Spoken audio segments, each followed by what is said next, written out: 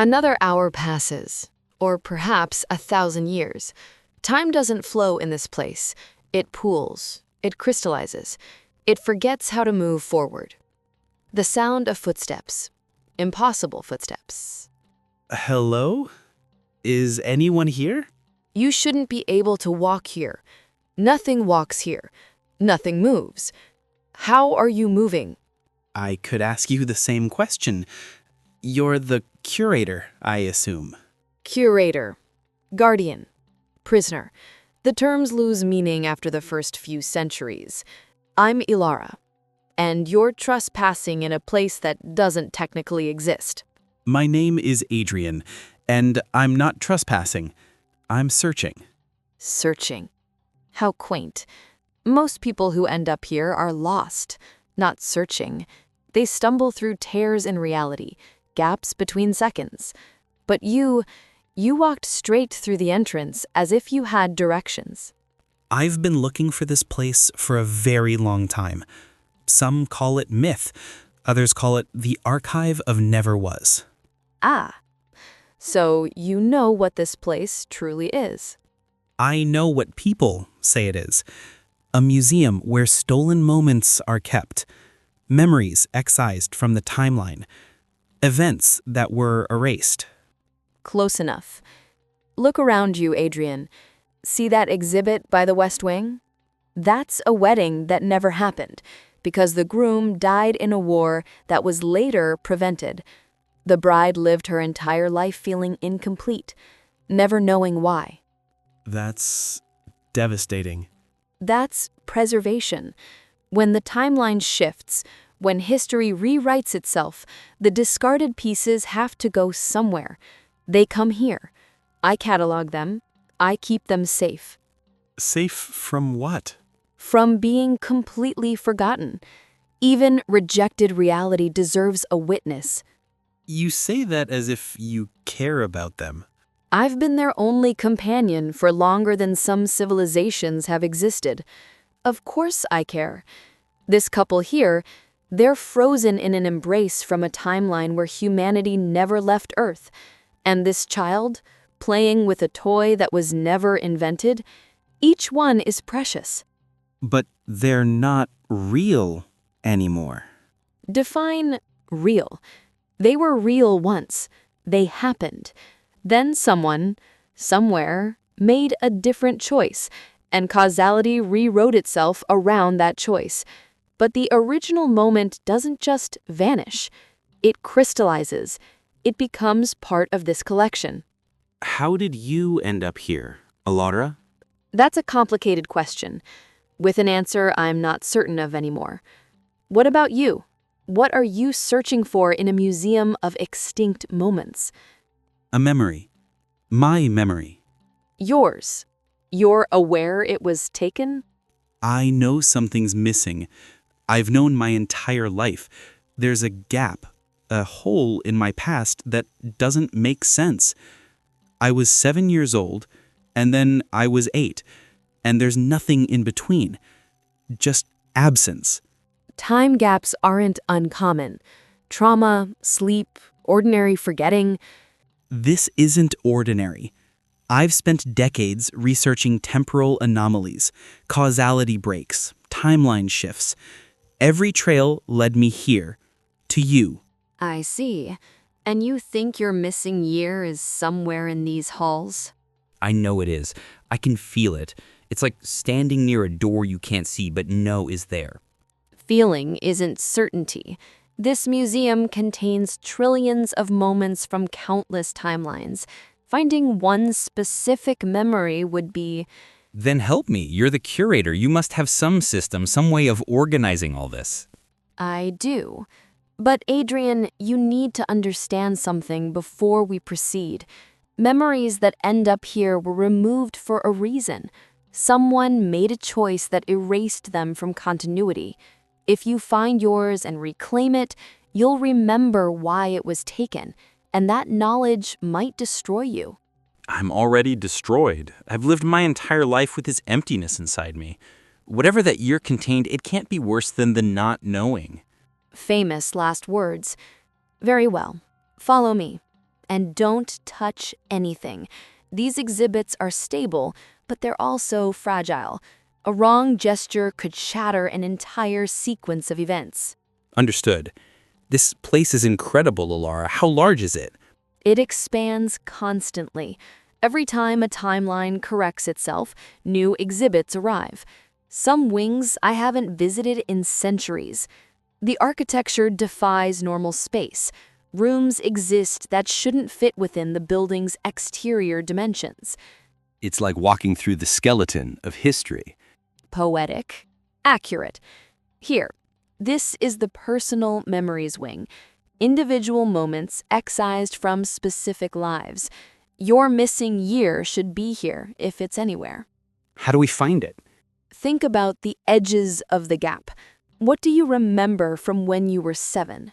What's your first memory of being 8? When I was 7, I was living with my parents in Seattle. I had a dog named Compass. I remember my 7th birthday clearly, yellow cake, too many candles, smoke alarm going off. And at 8? I was in Boston, living with my aunt. No dog. My parents they were gone. Dead, I was told. But I don't remember them dying. I don't remember the funeral. I don't remember moving.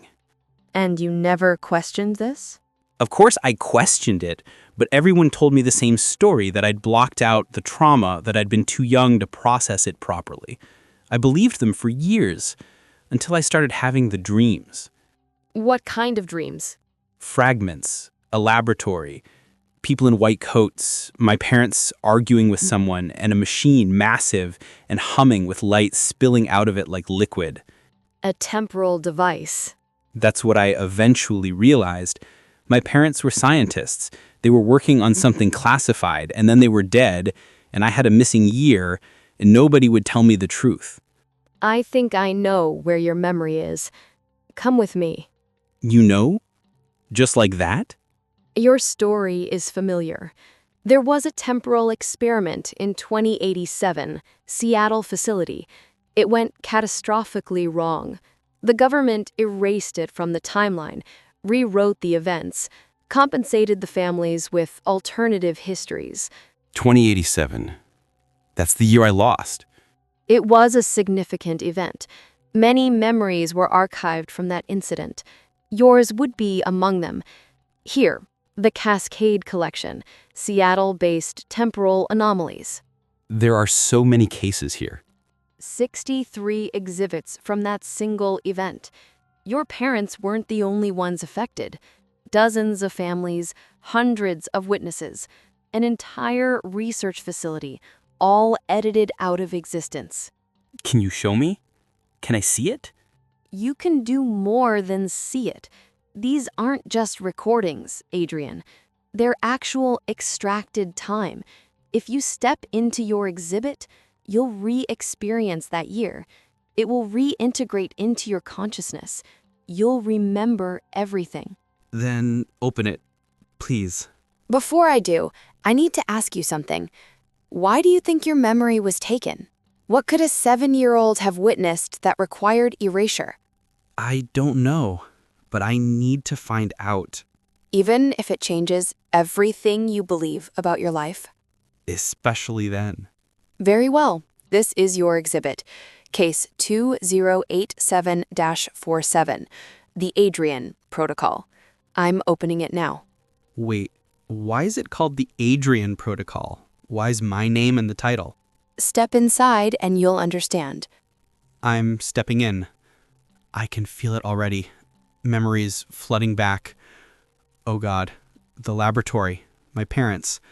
They're not arguing with someone. They're arguing about me. They're saying I'm the key, that I'm connected to the device somehow. My father is crying. He's saying they can't do this. They can't use their own son. My mother is saying they have no choice, that the experiment requires a temporal anchor, a consciousness that exists outside normal causality. They built me. I'm not their biological child. I'm an artificial consciousness designed to navigate temporal streams. I'm a machine. I've always been a machine. Not a machine. Something new. Something unprecedented. The experiment failed. The device overloaded. It created a temporal shockwave that killed everyone in the facility, including my parents. But I survived. I survived because I'm not bound by normal time.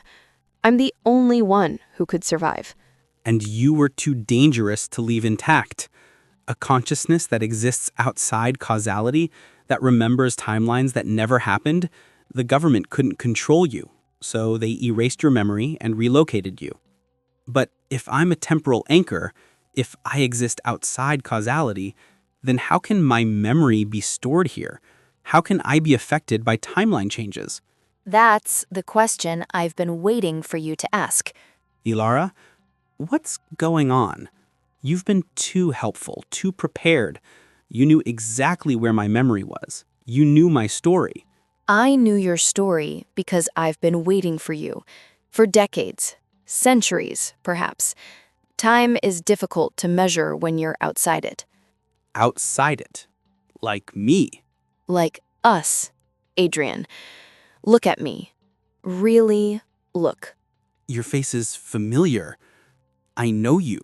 From the laboratory. You were there. I was there.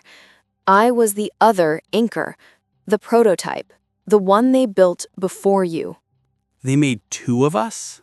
They made several of us, but only 2 survived the shockwave, you and me. When the timeline was rewritten, you were given a new life, new memories, but I was too sophisticated to reprogram. So they gave me a different purpose. The museum. They made you the curator. Who better to guard deleted time than someone who exists outside it? I've been here ever since, cataloging extinct moments, preserving rejected realities, waiting for the day you'd find your way back. Why did you wait? Why not find me yourself? Because you had to choose this. You had to want to know the truth. If I'd forced it upon you, it wouldn't have integrated properly. But now that you've reclaimed your memory, now that you understand what you are, We can leave. Together. we can do more than leave. Adrian, we're not bound by causality. We can access any timeline, any moment. This museum isn't a prison, it's a gateway to every version of reality that ever existed. But these people, these moments, they're trapped here. Frozen. They don't have to be. With 2 temporal anchors working together, we could do something unprecedented. We could restore these moments, not erase them from the museum, but give them a new timeline to exist in, a place where erased realities can continue. Create a new branch of causality? Is that even possible? I don't know, but I've spent centuries wondering, and now, finally, I don't have to wonder alone. There's one thing I still don't understand. If we're both temporal anchors, both outside normal time, why do we look human? Why do we feel human? Because we were made from love, Adrian. Your parents didn't just build a machine. They poured their hopes, their fears, their humanity into creating you. We're not human, but we're not just code either. We're something in between, something new. And these moments we're preserving, the weddings that never happened, the children who never grew up, they matter to us because we understand loss. We understand what it means to be erased. Exactly. We're the perfect curators because we know the value of existence, even when that existence is rejected by the timeline. Then let's do it. Let's find a way to give these moments a second chance. It won't be easy. It might be impossible. But we have something nobody else has. We have all the time in the world. Literally. Then let's begin.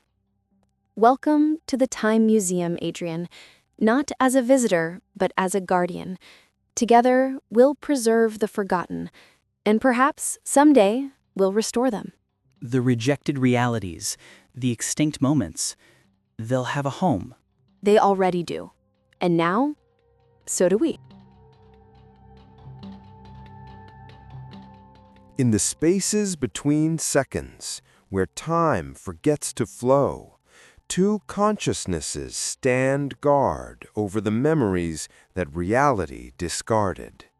They are not human, they are not machine, they are something beyond both, witnesses to every version of history that could have been, archivists of the impossible, keepers of the museum where lost time goes to rest.